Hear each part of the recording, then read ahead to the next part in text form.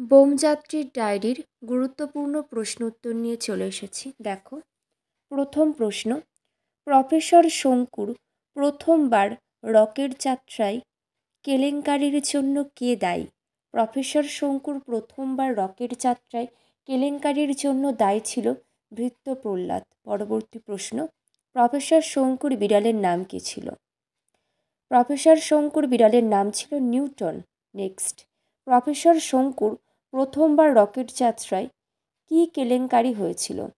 ভৃত্য প্রহ্লাদের ভুলে প্রফেসর শঙ্কুর রকেট 3.5 ঘন্টা দেরি হয়ে যাওয়ার কারণে কিছুটা উঠে অবিনাশবাবুর মূলর ক্ষেতে পড়ে গিয়েছিল। পরবর্তী প্রশ্ন, অবিনাশবাবু 500 টাকা ক্ষতিপূরণ চেয়েছিলেন কেন?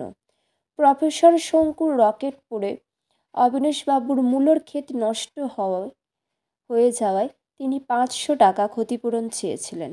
পরবর্তী, একেই বলে দিনে ডাকাতি। কোন ঘটনাকে দিনে ডাকাতি বলা হয়েছে? প্রফেসর শঙ্কুর রকেট অবিনাশবাবুর মূলর ক্ষেতে ভেঙে পড়ে, এজন্য অবিনাশবাবু 500 টাকা ক্ষতিপূরণের দাবিকে দিনে ডাকাতি বলে মনে করেন বলেছেন। পরের প্রশ্ন, দ্বিতীয়বার রকেট যাত্রায় প্রফেসর শঙ্কু প্রহ্লাদকে কেন নিতে চেয়েছিলেন? প্রহ্লাদ বোকা হলেও সাহসী ছিল বলেই প্রফেসর শঙ্কু দ্বিতীয়বার রকেট যাত্রায় প্রহ্লাদকে সঙ্গে নিতে চেয়েছিলেন। পরবর্তী প্রশ্ন, প্রফেসর শঙ্কুর দলের সদস্যদের কার কত ওজন ছিল? প্রফেসর শঙ্কুর দলের সদস্য প্রহ্লাদের 2 মণ 7 সের, শঙ্কুর 1 মণ 11 সের, বিধুশেখরের 5.5 মণ ওজন ছিল। পরবর্তী প্রশ্ন, শঙ্কুর রকেটের পোশাকের আস্তিনে কি ঢুকেছিল? শঙ্কুর রকেটের পোশাকের আস্তিনে কতগুলি উচ্চিংড়ে ঢুকেছিল? পরবর্তী প্রশ্ন, এই হলো অবিনাশবাবুর রসিকতার নমুনা। রসিকতা কী ছিল? প্রফেসর শঙ্কুর মঙ্গলযাত্রা প্রসঙ্গে অবিনাশবাবুর চাঁদপুর না মঙ্গলপুর কোথায় চললেন বলে রসিকতা করেছিলেন। পরবর্তী প্রশ্ন, অবিনাশবাবু চায়ে চিনির বদলে কী খেতেন? অবিনাশবাবু চায়ে চিনির বদলে স্যাকারিন খেতেন। পরবর্তী প্রশ্ন, নিউটনকে মঙ্গলযাত্রায় সঙ্গী করার জন্য প্রফেসর শঙ্কু কী করেছিলেন?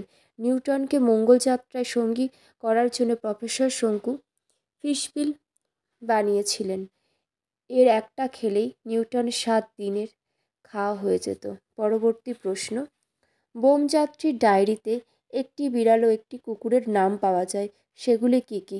বোমযাত্রীর ডায়েরিতে প্রফেসর শঙ্কুর বিড়ালটির নাম ছিল নিউটন এবং লেখকের কুকুরটির নাম ছিল ভুলো। পরবর্তী প্রশ্ন, প্রফেসর শঙ্কু আশ্বিন কার্তিক মাসে প্রতিদিন রাতে খাবার পরে বাগানের আরামকেদারায় 3 ঘন্টা শুয়ে কাটাতেন কেন? আশ্বিন কার্তিক মাসে উল্কাপাত দেখার জন্য প্রতিদিন রাতে খাবার পরে প্রফেসর শঙ্কু বাগানের আরামকেদারায় শুয়ে 2-3 ঘন্টা কাটাতেন। পরবর্তী প্রশ্ন, কত তারিখ কটায় প্রফেসর শঙ্কুর মঙ্গলযাত্রা করেছিলেন? 13ই জানুয়ারি ভোর 5টায় শঙ্কু মঙ্গলযাত্রা করেছিলেন। পরবর্তী প্রশ্ন, প্রফেসর শঙ্কুর রকেটের সর্বোচ্চ কত ওজন নেওয়ার ক্ষমতা ছিল? প্রফেসর শঙ্কুর রকেটের সর্বোচ্চ 20 মণ পর্যন্ত ওজন নেওয়ার ক্ষমতা ছিল। পরবর্তী প্রশ্ন, মহাকাশ যাত্রার সময় প্রফেসর শঙ্কুর রকেটের যাত্রী ও মালপত্র সমেত কত ওজন নেওয়া হয়েছিল?